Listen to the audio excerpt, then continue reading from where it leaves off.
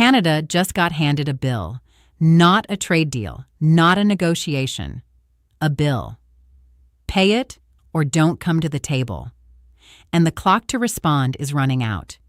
If you follow North American politics, stop what you're doing. Because what happens in the next 69 days could restructure the entire economic relationship between the United States and Canada. This is not a trade dispute. This is a test of whether Canada still has a seat at the table or whether it's standing outside paying to get in. July 1st. That is the hard deadline for the United States, Canada, and Mexico to complete their review of the USMCA, the Continental Trade Agreement that governs over $900 billion in annual trade between the U.S. and Canada alone. Under Article 34.7 of the agreement, all three countries must conduct a joint review 6 years after the pact entered into force. If the review succeeds, the agreement extends for 16 more years. If it fails, any party can trigger withdrawal proceedings with 6 months' notice. The agreement dies in 2027. And right now, no formal talks are scheduled. None. If that fact alone doesn't concern you, stay with me, because the reason why is worse. Like this video right now so this analysis reaches the people who need to see it, because the algorithm decides in the first 2 minutes whether this gets buried or broadcast. The Trump administration did not come to the table with an opening position. They came with a price tag. According to multiple sources, including Reuters, CBC News, and the South China Morning Post, the White House presented what they internally called an entry fee, a set of structural concessions Canada would need to agree to before formal USMCA review talks could even begin. Trade veterans will tell you this almost never happens. Standard diplomatic practice is both sides sit down, present positions, and negotiate from there. Demanding pre-negotiation concessions is not a tactic. It is a signal. It tells the other side, we do not consider you an equal. We consider you an applicant. And here is what makes this moment so significant. Canada's response will define the terms of this relationship for the next decade. So what exactly did the Trump administration want? That's the part nobody has fully answered yet. A senior Canadian official told CBC that the demands were described internally as structural concessions that would limit Canadian sovereignty on trade decisions.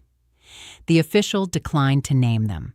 Washington has not clarified either, which means Canada was being asked to pay a price it wasn't even allowed to see on the bill. Prime Minister Mark Carney walked in front of cameras in Ottawa on Wednesday, April 22nd, and said something that had not been said publicly in months. Canada will not make any more concessions to the United States ahead of negotiations. The United States does not get to dictate the terms of these discussions. We are equal partners under this agreement, and we will conduct ourselves accordingly. Those words, equal partners, are doing significant work. Because what Carney is really saying is this: we see what category you are trying to put us in, and we reject the category. He is not just refusing a demand. He is refusing a demotion. But here is the part of this story that most coverage skips entirely, and it changes everything you just heard. The current standoff did not begin with the USMCA review. It began with tariffs. In March of 2025, the Trump administration reimposed tariffs on Canadian steel and aluminum under Section 232 of U.S. trade law, citing national security concerns. Canada had negotiated an explicit exemption to those very tariffs as part of the original USMCA agreement. The White House justified reimposing them by claiming Chinese steel was being transshipped through Canada into the United States. Canadian officials rejected that claim outright and published data showing less than 2% of steel entering the U.S. from Canada originated in China. The tariffs went into effect anyway. The Canadian Steel Producers Association estimated losses of $1.2 billion in the first 6 months. Lumber tariffs, also reimposed in 2025, cost another $800 million, according to the Canadian Forest Industries Council. Carney's government retaliated. Targeted tariffs on American goods, bourbon from Kentucky, motorcycles from Wisconsin, agricultural equipment from Iowa, were chosen specifically to pressure Republican lawmakers in politically sensitive states. The retaliation was precise. The rift it created was permanent. Those tariffs are still in place on both sides, and they are the reason Carney used 3 specific words on Wednesday. We will not negotiate under duress.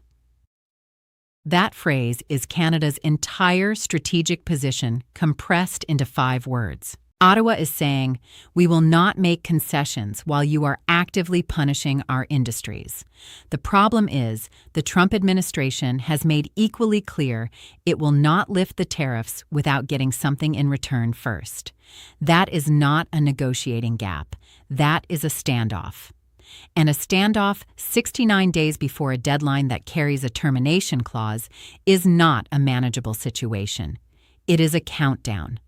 Share this with someone who thinks trade policy is abstract.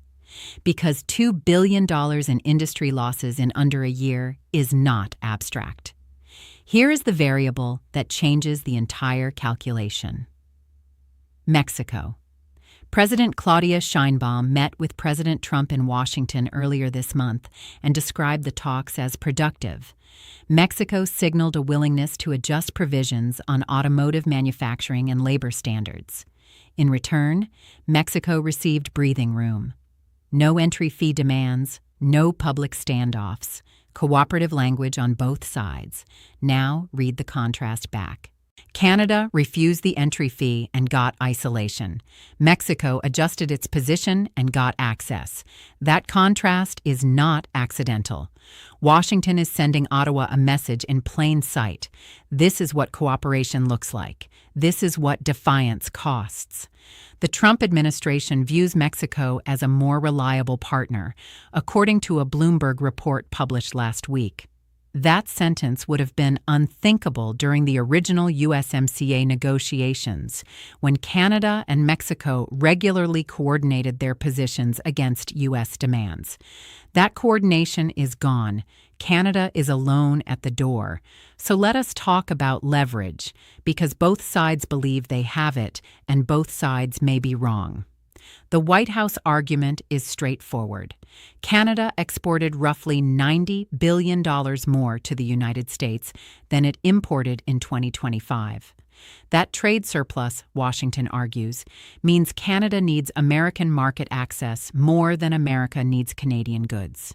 Therefore, the U.S. holds the leverage. Canada's counter-argument is just as direct.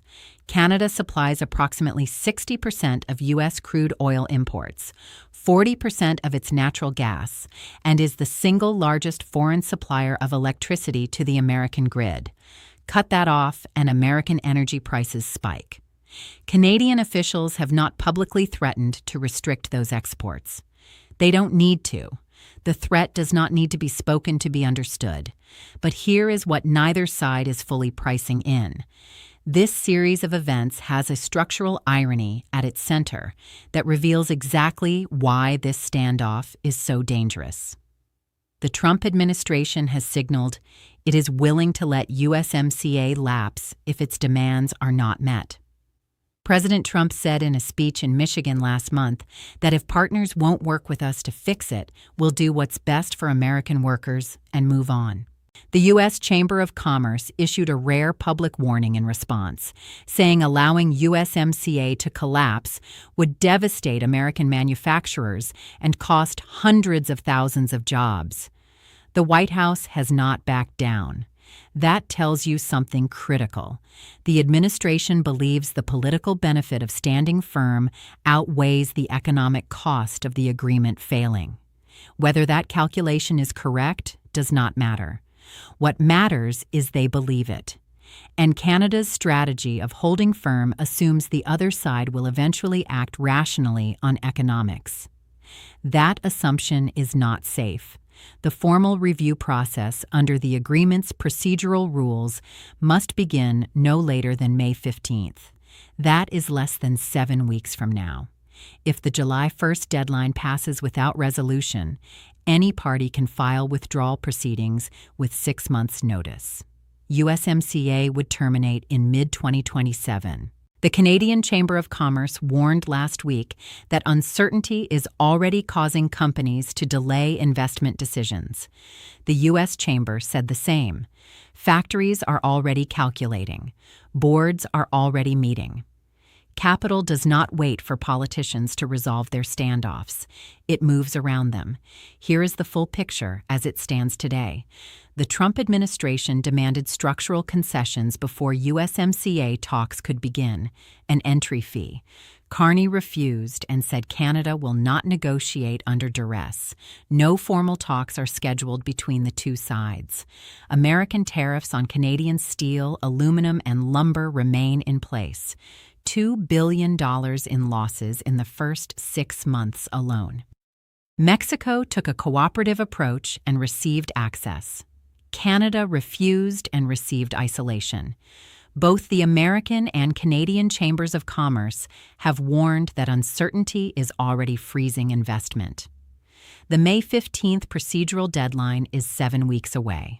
The July 1st termination trigger deadline is 69 days out, and right now, neither side is moving. What we do not know is whether the entry fee demand was a genuine precondition or a pressure test to measure how far Carney would bend before breaking. We do not know whether Washington expected Canada to refuse, and whether the isolation strategy was always the plan. We do not know whether there is a private back-channel conversation happening that neither government is willing to confirm publicly. And we do not know whether either leader blinks before the deadline arrives. What we do know is this.